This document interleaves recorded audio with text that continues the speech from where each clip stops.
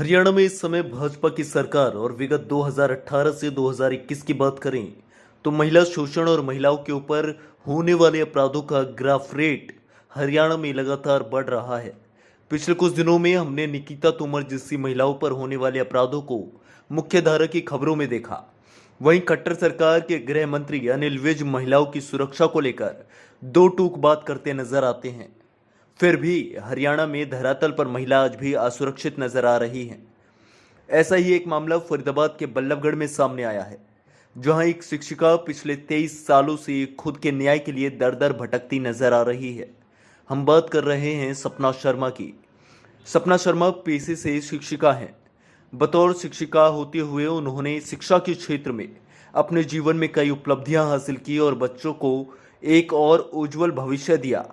पर आज के समय में सपना का भविष्य और वर्तमान दोनों अंधकार में नजर आ रहा है, जिसको लेकर सपना कई बार अन्याय के लिए आवाज उठा चुकी हैं। परंतु 23 सालों से लड़ रही महिला को न्याय दिलवाने वाला शायद कोई बचा ही नहीं। आपको बता दें, सपना 23 साल से अपने ससुराल के साथ जद्दोजहद करती नजर आ रही हैं।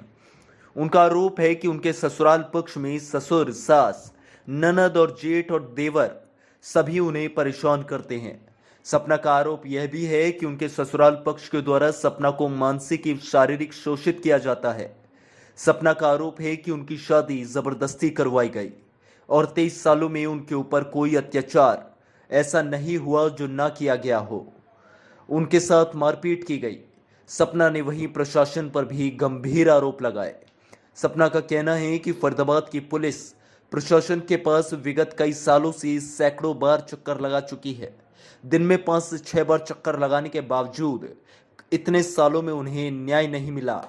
चक्कर लगाते लगाते सपना थक चुकी हैं और उनकी एक कंप्लेंट को एफआईआर का रूप देने में फरीदाबाद की प्रशासन असमर्थ नजर आ रही है।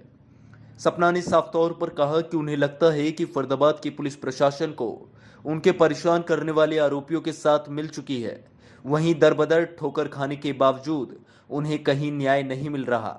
आइए देखते हैं क्या कुछ कहना है फरीदाबाद में रहने वाली बल्लभगढ़ निवासी सपना शर्मा का।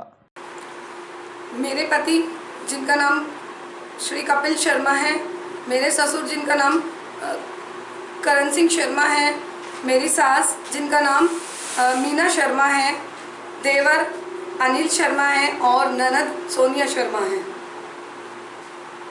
और मेरे बच्चे जिसका एक बेटी है 21 साल की, उसका नाम श्रद्धा शर्मा है और मेरा बेटा केशव शर्मा, वो 17 वर्षीय है। सपना जी, हाल ही आपने बताया कि आपके 22 सालों की समस्या में आपने लगातार अलग अलग तरह से अपने शोषण को झेला। जानना चाहूँगा, क्या इसके लिए कभी किसी भी थाने में या किसी तरह से सरकारी पद्धतियों में आपने किसी तरह से कंप्लेंट नहीं की? हाँ जी, मैं सरकारी पुलिस थाने में, चौकियों में और बहुत जगह मैंने कंप्लेंट्स की, लेकिन मेरे ससुर जी का ये कहना है कि पूरे फरीदाबाद में हमारे खिलाफ किसी में भी एफआईआर दर्ज करने की हिम्मत ही नहीं है। हम लोग बहुत दबंग हैं, हम लोग बहुत पैसे वाले हैं और हम लोग प्रशासन को अपनी जेब में रखकर चलते हैं और हमारे खिलाफ कोई भी कार्रवाई नहीं हो सकती।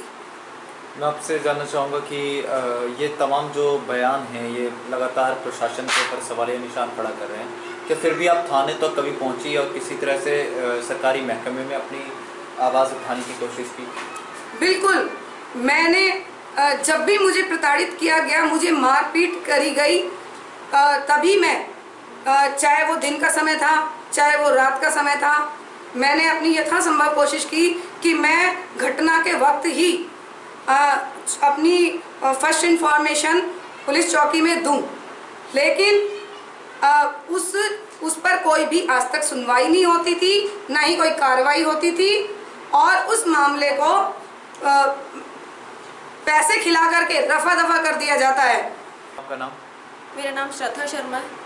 आज आप मीडिया को बुला के जो बातचीत करना चाहते हैं उसके बारे में बताइए। सपना जी से आपका क्या जुड़ाव है? वो मेरी माँ है। उन्होंने हमें और मुझे और मेरे छोटे भाई को पाल पोस के बड़ा किया है, हमारा हमेशा ध्यान रखा है, पढ़ाया लिखाया है। मैं आपसे जानना चाहूँगा कि आपने शुरू से क्या तकलीफ़ें देखी और अब किन परेशानियों से गुजर रही हैं? सर, जब से मैंने होश संभाला है, मैंने हमेशा अपने घर में लड़ाई झगड़े का माहौल देखा है, जहाँ मैंने हमेशा मम्मी को सफ़र करते हुए देखा है, उन्हें लड़ाई झगड़ा करते हुए देखा है, कई बार मम्मी पे हाथ उठाते तक देखा है।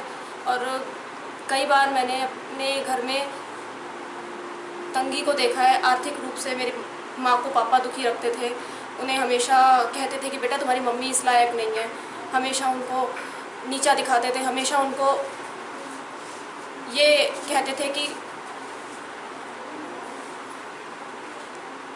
मैं आपसे ये भी जानना चाहूँगा कि अब किस परेशानी से गुजर रही हैं और जो परेशानी आपको हुई उससे आपके जीवन पे क्या प्रभाव पड़ रहा है?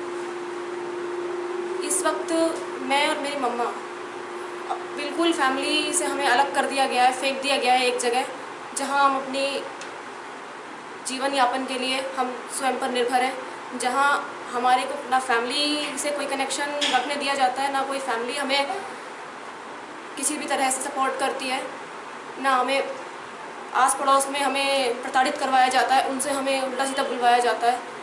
हर तरह से हमें मतलब किसी तरह हमें घर छोड़ दें, हम घर से निकल जाएं, हम परेशान रहें, प्रताड़ित रहें, इस मंशा से हमें दुखी किया जाता है। मैं आपको जानना चाहूँगा कि आप अब क्या चाहती हैं?